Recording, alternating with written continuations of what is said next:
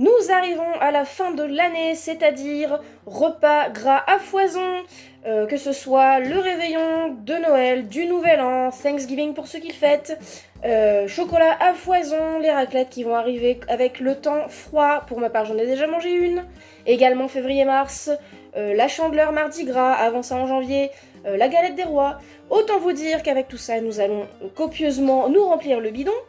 Et qui dit se remplir le bidon, dit potentiellement prendre du poids selon les métabolismes. Et du coup, combien allons-nous être à la sortie des fêtes et à la sortie de l'hiver à se dire « Mais c'est pas possible, avec tout ce gras que j'ai mangé, je vais finir par casser le dos de pompons ».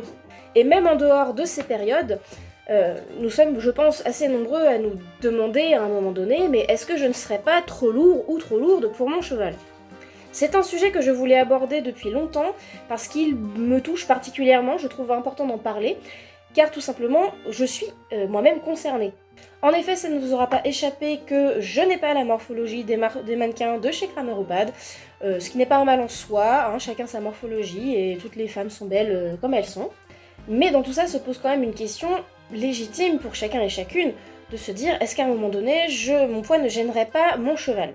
C'est donc une question qu'on est, je pense, nombreux à se poser, et donc on est amené, dans ces cas-là, à faire comme tout le monde et aller sur un moteur de recherche et taper des recherches comme ratio, poids, cheval, cavalier, des choses comme ça. Qu'est-ce qui en ressort quand on va sur ce terrain-là, et quand on pose la question aussi sur des groupes d'entraide et divers posts, que ce soit sur Facebook ou Instagram, bah tout simplement, on voit ressortir les chiffres pondus par une étude britannique, menée par des chercheurs britanniques. Il est ressorti de cette étude que le ratio maximal acceptable entre le poids du cheval et le poids de son cavalier, c'est 1/5 du poids du cheval, c'est-à-dire 20%, sachant que le ratio idéal, c'est entre 10 et 15%. Alors moi, pour commencer, je vais vous dire ce que je pense un petit peu de cette étude, puisque j'ai été la chercher, puisque je comprends l'anglais, j'ai été du coup lire un petit peu l'étude telle qu'elle a été publiée. Moi, ce que j'en pense, c'est que en fait, l'étude n'est pas exhaustive. Il n'y a rien de précisé très clairement quant quel est l'âge des chevaux, quelle est leur fréquence de travail, quel était le poids du cheval, le poids du cavalier. Enfin, il n'y a pas de chiffres vraiment précis, alors qu'une étude, moi qui ai fait un mémoire de recherche, qui ai fait de la recherche, une recherche sur quelque chose, il faut que ce soit le plus exhaustif possible. Il faut donner les chiffres, il faut expliquer d'où on en est venu à cette conclusion, ne serait-ce que sans détailler tout, faire un tableau pour dire bon bah tel poids de cheval, tel poids de cavalier, on a constaté telle chose, tout en précisant quelle est l'activité des chevaux, quel est leur état de santé. Enfin bref, pour moi ça manque de données claires et précises. Pareil, il n'est pas fait mention du matériel. Est-ce que les cavaliers montaient à cru avec l'équipement ? L'étude, normalement, il me semble que dans le ratio, enfin non, c'est même sûr, dans le ratio de 10-15%, 20% gros maximum qui est évoqué, le poids du matériel est compris. Mais voilà, il n'y a rien de très précis dans l'étude. Alors je ne l'ai pas lu dans le détail et je pense pas que ce soit le papier officiel qui soit disponible sur internet. Il faudrait peut-être aller le chercher plus en détail. Mais enfin, en tout cas, ce qui est véhiculé sur internet, ce qu'on peut trouver quand on fait une recherche Google, c'est pas exhaustif, que ce soit le papier publié ou que ce soit... si c'est vraiment le papier publié dans son état, c'est pas assez exhaustif et ça permet pas vraiment de se faire une idée. Alors moi, en ce qui me concerne, bien avant que cette étude soit disponible, soit médiatisée sur les réseaux sociaux et sur internet, je me suis posé la question, parce que mouton, au niveau du rapport de taille, c'est pas déconnant. Au niveau du rapport de poids, quand j'ai commencé à le monter, j'étais à 65 kg, là j'en ai 10 de plus.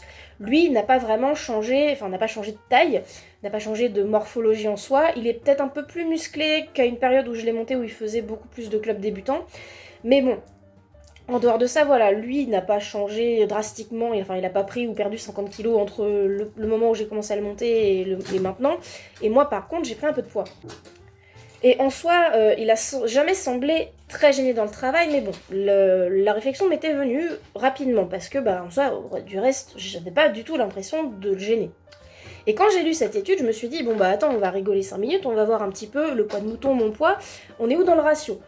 Donc je me suis procuré un petit ruban barymétrique, parce que il n'y a pas de balance au Poney Club pour aller peser mouton, pour faire un petit peu, voilà, avoir une idée de son poids. Mouton, il fait environ 320 kilos, voilà, quelque chose comme ça. Et la marge, en fait, pour le monter, si on fait le calcul, ce serait entre, idéalement, 33 et 50 kilos. Et le seuil critique de 20%, c'est 66 kilos environ pour lui. Donc ce seuil critique, il était déjà atteint quand j'ai commencé à le monter. Et actuellement, du coup, j'en fais 75. Donc là, on est bien au-dessus des 20% critiques, matériel compris. Mais du coup, après avoir lu ça, donc je me suis dit, bon d'accord, mais cela étant, Mouton, depuis le temps où je le monte, on enchaîne des obstacles, il est pas gêné, c'est même avec moi qui l'enchaîne le mieux, puisque c'est moi qui l'encadre le mieux, puisqu'avec les gamins, lui, il est en mode « Oh, t'as pas ta reine qui flotte un peu à droite? Salut !» Voilà. Sur le plat, c'est pareil, c'est moi qui suis un petit peu gênée parce qu'il a une petite foulée, mais je me tiens quand même pas trop mal, enfin du coup, il a pas l'air plus gêné que ça. Mais du coup, dans tout ça, je me suis dit, bon bah d'accord, il a pas l'air, enfin, mon poids est au-dessus des ratios qui sont estimés comme corrects, donc qu'est-ce qui fait que, malgré notre rapport de poids à l'un et l'autre, qui soit bien au-dessus de ce qui est recommandé par des spécialistes, comment ça se fait qu'il n'a pas de soucis? Donc j'ai réfléchi un petit peu aux différents facteurs qui pouvaient faire que, qu'est-ce qui faisait qu'il n'y avait pas de conséquences au fait que je sois techniquement trop lourde pour lui. Donc je voulais vous parler de tout ça en vidéo, vous synthétiser tout ça, et je dis bien synthétiser parce que j'ai tendance à m'étaler, vous le savez. Donc de ces réflexions sont nées le script de cette vidéo, enfin le script c'est un bien grand mot puisque j'ai les points devant moi mais je préfère quand même parler librement, moi j'aime pas trop réciter du texte, sauf quand vraiment c'est très très technique comme c'était le cas pour les vidéos sur la génétique des Robzikins. Faut toujours que je fasse là où les conclusions. Et donc ce script de vidéo, donc voilà tous ces points que j'ai pu lister, je vais donc vous les présenter maintenant. Donc qu'est-ce qui au final influe réellement dans le ratio poids du cheval, poids du cavalier? Qu'est-ce qui fait que ça peut marcher ou ne pas marcher? À partir de quel moment vraiment on est limite, trop limite sur le dos d'un cheval et qu'on risque de nuire à sa santé? On aborde tout ça donc tout de suite, maintenant, immédiatement. Donc le premier point que j'ai pu lister dans tout ça, c'est la question du poids brut du cheval et sa morphologie. Car 600 kg, par exemple un cheval de 600 kg c'est un chiffre, ça veut pas dire grand chose, enfin, ça veut dire, oui, tu le poses sur une balance, sa masse est de 600 kg. Mais 600 kg chez un cheval de sport, un grand cheval de sport, c'est très bien. 600 kg sur Mouton, c'est de l'obésité morbide et le machin, je sais même pas justement s'il vit très longtemps, c'est un miracle s'il survit. Pareil, chez un très grand cheval de trait, 600 kg, chez des chevaux qui doivent peser une tonne, enfin le cheval il est squelettique, hein, donc voilà. Donc évidemment, un cheval qui n'est pas en santé, même si votre rapport de poids est bon, moi si un cheval de 600 kg c'est quelque chose qui serait plus adapté à mon poids par exemple, je vais pas monter sur le cheval de trait de 600 kg qui devrait peser une tonne parce que il est pas en état de le faire. Et pareil, un cheval obèse, si je monte dessus, il va s'épuiser. Un petit poney obèse, c'est pas raisonnable. D'autre part, deux chevaux qui pèsent le même poids, qui seraient tous les deux à 600 kg, n'ont pas forcément la même capacité à porter en fonction de leur morphologie. Un cheval avec un dos plus long ne va pas pouvoir porter autant qu'un cheval avec un dos plus court, enfin ça va être plus dur pour lui. Il y a une erreur qui est communément faite de se dire, bon pour un cavalier lourd, on va prendre un cheval de trait. Sauf que en fait, un cheval de trait, c'est comme le port-salut, c'est écrit dessus, un cheval de trait c'est fait pour tracter, ce n'est pas fait pour porter. Ils ont un dos long qui fait que pour porter, c'est pas du tout l'idéal en fait. Alors par exemple, tout simplement, j'ai pris une ficelle, et pour figurer le cavalier, je vais prendre cette bague. Là, on va prendre donc ma grande ficelle, on met le cavalier, donc on imagine que c'est le dos du cheval, on met le cavalier dessus, voilà. Bon voilà. Là je tends pas, voilà, je tends un minimum, et vous voyez que voilà, ça creuse quand même le dos du cheval. Hein. Une bague, c'est ce que j'ai trouvé de mieux pour figurer la gravité. Alors maintenant, du coup, j'ai rassemblé ma ficelle en deux. Voilà, donc j'ai rassemblé ma ficelle en deux pour avoir le même poids de la ficelle, et j'ai la même bague pour le même poids du cavalier, et vous voyez que si, voilà, je tends pareil le fil, vous voyez que les conséquences sont moins graves. Je tends de la même façon, je triche pas, je tends de la même façon que tout à l'heure, ça tire évidemment sur le dos parce que c'est quand même un poids, ça reste une masse à porter, mais les conséquences sont moindres, vous voyez que la ficelle plie moins, donc ça c'est de la physique tout simplement, à poids égal, quelque chose de plus court va mieux porter un poids. Un cheval qui est dit porteur, ce n'est pas un mythe, c'est pas pour rien. Un cheval donc, qui va être plus large, avec un dos plus court, va avoir plus de capacité à porter qu'un cheval avec une morphologie un peu plus longue. Alors toujours dans cette question de morphologie d'état général du cheval, il y a aussi la question de la musculature, puisque on peut toujours reprendre ma ficelle. Donc là je remets mon cavalier sur mon cheval. Donc là on va dire un cheval, là c'est un cheval pas musclé, ça va pendre un petit peu plus. Là je tends moins que tout à l'heure. Voilà, ça va pendre toujours un petit peu plus. Et puis en fait si le cheval est plus musclé et tend plus le dos, vous voyez là en fait ça mime les muscles. Un cheval qui tend le dos tout simplement, qui a les capacités de tendre le dos et de se muscler, va mieux porter le cavalier. Donc de la même façon, un cheval qui n'a jamais travaillé ou n'a pas travaillé pendant un moment, ça va être plus dur pour lui de porter un cavalier plus lourd. Donc il faut vraiment il faut prendre en compte ça, la régularité du travail du cheval, sa musculature, comment il est entretenu physiquement. Moi, vous me prenez par exemple, je pèse 75 kg, je suis absolument pas entraînée à porter des haltères, donc si je tente une compétition d'haltérophilie demain, je décède clairement. Mais des personnes qui font le même poids que moi et qui sont entraînées, ils peuvent porter leur poids voire plus, ils font ça tous les dimanches en entrée, en dessert, entrée plat de résistance, dessert, à soulever des haltères, c'est pas un problème pour eux. Ils sont entraînés pour ça, moi je ne le suis pas.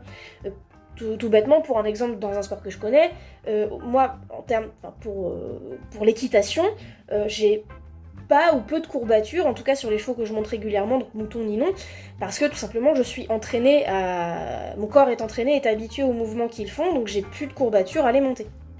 Donc un cheval qui est musclé, qui est sportif, qui est entraîné, il a de meilleures chances de porter un cavalier sans conséquence sur sa santé qu'un cheval de même poids qui sort tout juste d'un an de repos. C'est tout simplement de la logique. Deuxième point, il va s'agir de la question du cavalier, puisque là on a fait le tour de tout ce qui pouvait influencer la capacité à porter d'un cheval par rapport à lui. Maintenant, le cheval l'équitation, c'est un cheval qui porte un cavalier. Donc déjà, premier point, à poids égal, la taille du cavalier, elle est importante, parce qu'un cavalier de grande taille a un centre de gravité plus haut qu'un cavalier plus petit, et ça fait que dans les virages, notamment s'il se tient pas très bien, il va avoir tendance à tirer plus sur le dos du cheval. Donc un cavalier plus expérimenté va savoir utiliser son corps, donc va savoir pallier aux conséquences du fait qu'ils sont un peu grands par rapport au cheval, mais un cavalier moins aguerri qui se tient pas très bien et subit les mouvements du cheval, il va se faire subir des déséquilibres à sa monture, et le cheval il va devoir compenser quand le cavalier penche trop d'un côté ou de l'autre. Donc pour cet exemple-là, j'ai rien à poids égal, puisque c'est des crayons, et forcément comme je l'ai taillé, celui-là il va être plus petit, mais là pareil, je vais pas forcer du tout. Si je lâche un peu, vous voyez que... Alors vous voyez pas forcément, mais voilà. Si là j'ai la même poigne sur les deux crayons, quand je les relâche un peu, celui-ci penche beaucoup plus. Alors certes c'est pas à poids égal, donc du coup celui-là est forcément plus lourd. Mais c'est pour vous montrer que de toute façon c'est physique, c'est pareil, votre centre de gravité, plus vous êtes petit, plus il est bas. Donc du coup là le centre de gravité est plus haut, et si il est pas trop porté, le crayon il penche. Là pareil, voilà, je lâche un peu le rouge, donc vous voyez qu'il penche un peu, mais le bleu lâche beaucoup plus. Il finit par se casser la binette si je le retiens pas. Donc de fait, un cavalier plus petit, même un peu plus lourd, va moins impacter sa monture, parce que la monture va subir moins de déséquilibre. Juste avant, là, je vous parlais de la différence entre un cavalier débutant et un cavalier expérimenté, et ça, c'est quelque chose qui est primordial dans l'impact du cavalier sur le dos du cheval. On a tous été débutants, et l'idée, c'est pas de critiquer les enfants ou même les adultes qui commencent l'équitation, c'est pas grave de mal se tenir, on fait tous des erreurs, c'est pas très grave. Mais par contre, il faut être conscient que ces erreurs, le poney ou le cheval, il les subit. Donc les rênes trop longues avec les à-coups dans la bouche, et l'assise hasardeuse qui tambourine le dos du cheval, sur un même cheval, un cavalier léger débutant peut faire plus de dégâts qu'un cavalier trop lourd, entre guillemets, expérimenté. Parce que le cavalier expérimenté va savoir utiliser son corps et se porter, il va réduire l'impact qu'il peut avoir sur le corps de sa monture. Et ça en fait c'est l'idée du poids mort, et c'est quelque chose qui est facilement expérimentable. Par exemple, si vous portez un être vivant qui pèse 6 kg, donc par exemple un enfant ou votre chien, s'il est bien réveillé, il va se tenir un peu à vous, il va se porter avec ses muscles, et il va vous paraître un petit peu... il va vous paraître lourd, mais il va se porter quand même un minimum. Si vous portez un pack d'eau de 6 kg, là, ça se porte pas du tout, c'est un objet, c'est inanimé. C'est très lourd, c'est très dur à porter. Et pareil, si vous portez votre enfant, un enfant de 6 kg, donc éveillé ou endormi, vous allez voir la différence. Un enfant qui dort, il est comme une chiffre molle, et il est plus lourd à porter.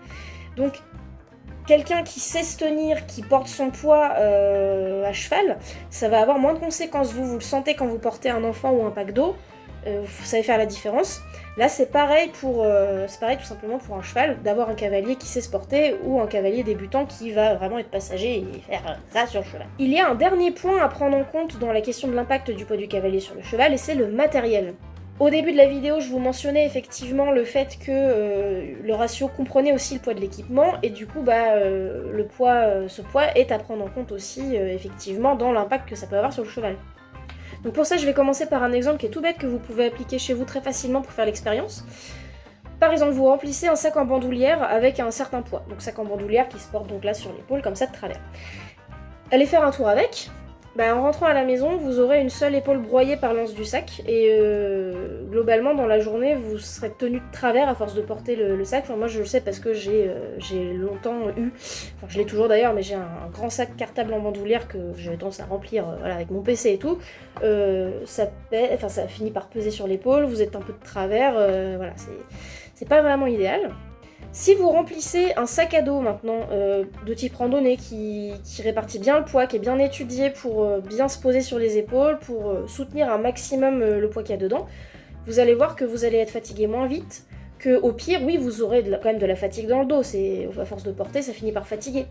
Mais ce sera pas la même fatigue, elle n'arrivera pas aussi vite qu'avec un sac en bandoulière. Et il n'y aura pas eu de déséquilibre entre les deux épaules. Et bien c'est pareil avec une selle adaptée. Porter un cavalier, dans tous les cas, ça pèse sur le dos du cheval, mais avec un matériel de bonne qualité qui est adapté au dos du cheval, cet impact, il est réduit et de façon logique. Donc voilà, tout bêtement, un cheval avec une selle sur le dos et qui vous porte pendant 1 heure, à la fin, dire qu'il va pas forcément avoir de douleur ni rien, enfin qu'il va pas être fatigué, bon, c'est peut-être un petit peu idyllique, hein. Mais peut-être, hein, c'est possible. Mais dans tous les cas, une séance où le cheval vous porte pendant 1 heure, ou voire plus, ça finit par fatiguer. Mais après, voilà, si la selle est adaptée, ça va être de la fatigue et rien de plus. Il va faire son dodo, le lendemain il va peut-être avoir des courbatures, voilà, mais avec un travail adapté, tout ça dans la foulée, il n'y aura pas plus de conséquences que ça. Donc, qu'est-ce qu'on peut déduire de tout ça ? Donc, dans mon cas personnel, les raisons pour lesquelles Mouchi, il n'est pas cassé en deux, alors que je le monte depuis longtemps en étant au-dessus du seuil des 20%, ce sont les suivantes. Premièrement, il a une morphologie assez compacte malgré sa petite taille, et c'est vrai qu'il est un peu claquette comme ça, mais voilà, il est plutôt carré, il a le dos plutôt court. Ensuite, il a toujours travaillé régulièrement, et d'autant plus depuis que je l'ai en quart de pension, et sa musculature elle a jamais totalement fondu, et elle s'est même renforcée avec le travail que j'ai fait avec lui. Enfin moi quand je vois des photos de quand je le montais il y a 5-6 ans, et depuis que je l'ai pris en quart et que j'ai commencé à vraiment le travailler, à réfléchir vraiment à mon angle de travail, à arriver à le mettre sur la main, à le faire engager, je vois la différence. Ensuite, moi pour ma part, je mesure 1m56, donc je suis petite, et j'ai un buste court, et donc du coup mon centre de gravité il est assez bas, donc quand on fait des tournants, même serrés, je penche pas trop, ça le déséquilibre pas, enfin il fait jamais le coup de se faucher en tournant avec moi. Ensuite, ça fait 23 ans bientôt que je fais de l'équitation, donc depuis le temps, je sais me tenir à cheval et porter mon poids. Par ailleurs, je monte mouton que 2 fois, donc 3 fois en ce moment, parce qu'avec le confinement, du coup, comme il n'y a pas de cours, c'est compensé par le fait qu'on puisse monter 3 fois au lieu de 2. Mais je le monte pas tous les jours. À chaque fois, c'est environ 1 heure, et avec un travail voilà, qui est adapté à lui. Par les cavaliers de club, il est monté avec sa selle de club qui n'est pas idéale, mais qui est d'une qualité correcte, qui dégage pas mal la colonne vertébrale, et les cavaliers qu'il monte en club sont globalement plutôt légers, il est plutôt avec les petits, donc c'est un impact vraiment moindre. Et moi, ma propre selle, elle est légèrement grande pour lui au niveau des arcades, mais elle est très bien pour le monter sur 2 ou 3 séances par semaine, parce que sa colonne, elle est entièrement dégagée, et ses épaules, elles sont pas gênées, puisque ça reste une selle qui est synthétique et qui est assez légère. Donc dans mon cas, le problème, je l'ai pris à l'envers en fait, parce que je me suis pas demandé si je serais trop grande ou trop lourde pour lui, enfin c'est une réflexion comme je vous dis qui m'est venue un petit peu, mais comme je le montais déjà, j'ai plutôt cherché à comprendre comment ça se faisait, donc il était en bonne santé malgré mon poids brut, et voilà tout ça, tout ce que je viens de vous expliquer. Mais alors par contre, quand on prend en compte ce facteur dans le choix d'un cheval, donc le choix d'un cavalier pour un cheval, si vous voulez prendre une d'épée par exemple, voici les choses qui pour moi sont à retenir. Alors, le ratio de poids déterminé par les études que je vous ai mentionné en début de vidéo, c'est quelque chose d'intéressant à prendre en compte en tant que donnée de base, on va dire que ça va être une sorte de référence pour guider les recherches. Mais il ne faut cependant pas se fier uniquement à ce ratio, et il faut aussi prendre en compte l'âge du cheval, son état de santé, sa morphologie, son niveau de travail et la régularité de ce travail. Il faut ensuite se demander quels sont les objectifs avec le cheval, c'est-à-dire est-ce que ça va être de compétition, loisir, quelle sera la régularité du travail et montée, etc. Parce que par exemple, une balade montée, une sortie qui se résume à une balade montée par semaine, ça n'a pas les mêmes conséquences qu'un travail régulier et une compétition tous les week-ends. Alors, et enfin, quel que soit notre poids, notre morphologie, en tant que cavalier, il faut s'assurer qu'on a un matériel, notamment une selle, qui est le plus adapté possible au cheval, afin de limiter au maximum les conséquences du travail monté sur son dos, et avec ça, avoir un bon suivi vétérinaire, ostéopathe, etc. Moi, pour ma part, je n'ai pas de selle faite sur mesure pour moutons et pour ninon, parce que pour le travail que j'effectue sur eux, j'estime qu'une selle adaptée telle qu'elle est, donc qui dégage bien le dos et tout, sachant que c'est pas des poneys trop compliqués à habiller niveau selle, parce qu'il y a des chevaux c'est très compliqué, ils ont un dos très large, pas de garrot, donc c'est vraiment une galère pour avoir une selle qui tient bien et qui les gêne pas. Moi, pour ma part, pour l'utilité que j'ai de la selle, pour le nombre de séances que je fais avec mes poneys, celle que j'ai est très bien, elle répond à des critères qui sont tout simplement de ne pas appuyer sur la colonne, de dégager donc le garrot, les épaules, la colonne. Et ça c'est très bien. Par contre, plus tard pour mes poneys potentiellement, chevaux et poneys que je pourrais avoir par la suite, s'il y a un travail, si c'est du cheval qui va être un petit peu plus compétition, qui va être monté un peu plus régulièrement, là je verrai pour faire une selle qui sera peut-être un peu plus sur mesure. En résumé, il ne faut pas s'arrêter seulement aux critères. S'il fait tel poids, moi par rapport à mon poids, je serai trop lourd ou trop lourde pour lui. Il faut prendre en compte de multiples facteurs et ne pas s'arrêter au ratio de 10 à 15% du poids du cheval. Et donc tous ces facteurs que je vous ai mentionnés juste avant. Comme dit, ce ratio c'est une bonne chose pour avoir un ordre d'idée, mais rassurez-vous, il est tout à fait possible que vous pesiez 18% du poids du cheval, voire 21%, 23%, voire plus. Du cheval de votre vie, mais que ça ne lui cause jamais aucun tort parce que votre travail est adapté, enfin le travail que vous faites avec lui est adapté, son matériel est adapté, etc. Et bien sûr, il faut rester raisonnable. Par exemple, pour ma part, c'est pas parce que avec Mochi ça passe qu'avec d'autres poneys qui font le même poids que lui, ça passerait. Par exemple, moi je monte plus de poney de taille B. Ou si je le fais, ce sera pour une séance ponctuelle, donc par exemple pour un débourrage ou pour essayer de régler un problème, essayer de comprendre quelque chose, mais ce sera quelque chose de ponctuel, genre 10 minutes par-ci par-là, et puis voilà, pas plus. Et pour mes futurs chevaux poney, ce seront des chevaux poney qui seront plus qui sont D, voilà, D voire E, des chevaux plus grands pour pouvoir, voilà, pour avoir un rapport poids-taille un peu plus adapté. Tout simplement pour éviter au maximum de nuire. Là on va dire que Mouchi c'est arrivé comme ça et qu'il se trouve que notre façon de travailler fait qu'il n'y a pas de conséquences, il n'y a pas de souci, mais je veux limiter les risques absolument avec mes futures montures, donc voilà, il faut, en fait, le tout c'est une question de bon sens. Et voilà, j'espère que cette petite vidéo vous aura plu. Ça me tenait vraiment à cœur de la faire, puisque c'est un sujet qui me semble important. Moi, ça me semble important de décomplexer beaucoup de cavaliers que je vois parfois se dire, cavalières, plus de cavalières que de cavaliers d'ailleurs, être dur avec elles-mêmes en se disant je suis beaucoup trop lourde, c'est sûr, je gêne mon cheval, tout ça. Il y a plein de choses à prendre en compte, c'est possible effectivement, c'est des choses qui peuvent arriver, qu'il se révèle qu'on soit trop lourd pour notre cheval. Ou qu'on le gêne pour X ou Y raisons, qui sont pas forcément le poids, ça peut être aussi un travail pas adapté, une position pas adaptée, un matériel pas adapté. Mais moi je trouvais très important donc voilà de parler de ça et de décomplexer les gens, puisque comme vous voyez, moi j'ai pas du tout la taille mannequin, je ne m'en cache pas, 75 kg pour 1m56, qui est du surpoids, ça c'est clair. 65 kg c'est mon poids de forme, mais en ce moment je peux pas, en fait j'ai pas le temps, je ne me donne pas le temps aussi, j'ai un peu la flemme de perdre du poids, mais bon, comme je vous l'expliquais dans la dernière vidéo, mon gras m'a sauvé la vie il y a peu de temps, donc bon, au final je le déteste pas, alors ça fait longtemps que je ne le déteste plus. Mais voilà, il faut se décomplexer par rapport à tout ça et se dire que monter à cheval, bon déjà c'est pas quelque chose de naturel, les chevaux sont pas faits, enfin par la sélection ils sont plus ou moins faits pour ça, donc les chevaux plus ou moins porteurs, mais de base un cavalier n'a rien à faire sur le dos du cheval, et il faut donc faire le maximum pour leur rendre ça le moins désagréable possible, voire agréable, et mettre toutes les chances de notre côté pour que au final, à la fin de la journée, à la fin de la séance, le cheval ce soit comme s'il avait fait une randonnée avec son sac à dos, il a un petit peu des courbatures dans le dos, mais au-delà de ça, il a bien marché, bien couru, il a bien fait son petit sport, et c'est que bénéfique pour lui. Je vous invite, si ça vous intéresse, à aller voir d'autres vidéos sur le sujet. Je sais sûre, parce que je me souviens l'avoir regardé, que Capucine de la chaîne Three Hearts avait fait une vidéo sur le sujet du coup du rapport poids du cavalier et du cheval. Il me semble que Laure de la Minute Poney aussi avait fait une vidéo. Mais ça, j'ai des souvenirs plus vagues, je ne me souviens plus très bien, je devais faire autre chose en regardant la vidéo, c'est pas bien.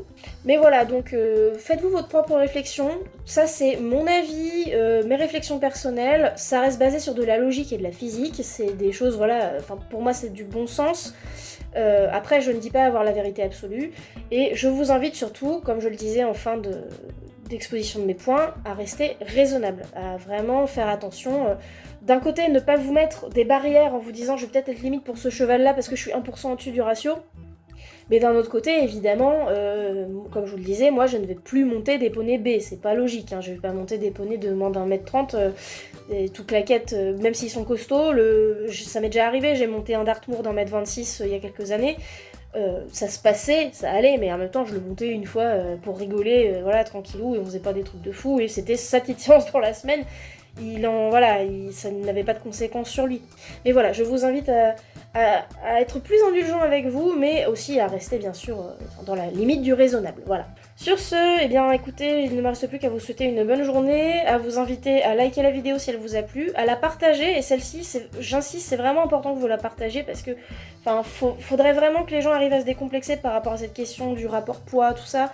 Ça me semble vraiment important parce que dans nos sociétés, dans la société actuelle, même si ça a tendance à évoluer vers plus d'acceptation d'autrui, il y a quand même des intolérances qui demeurent dans le milieu de l'équitation. En plus, c'est un milieu très féminin où les filles peuvent être méchantes entre elles.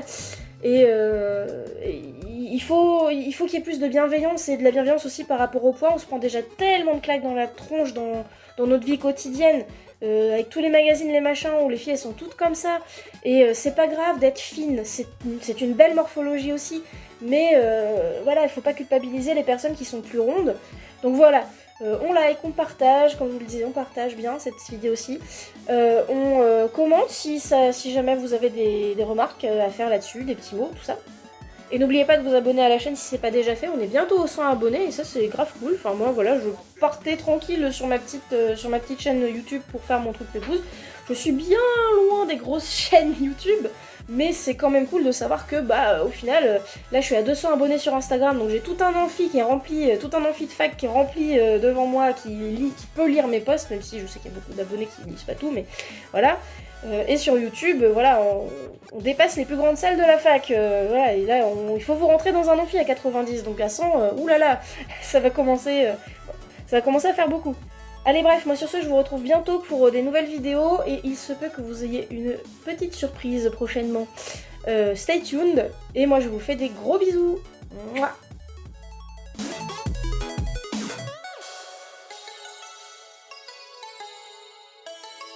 Holy shit!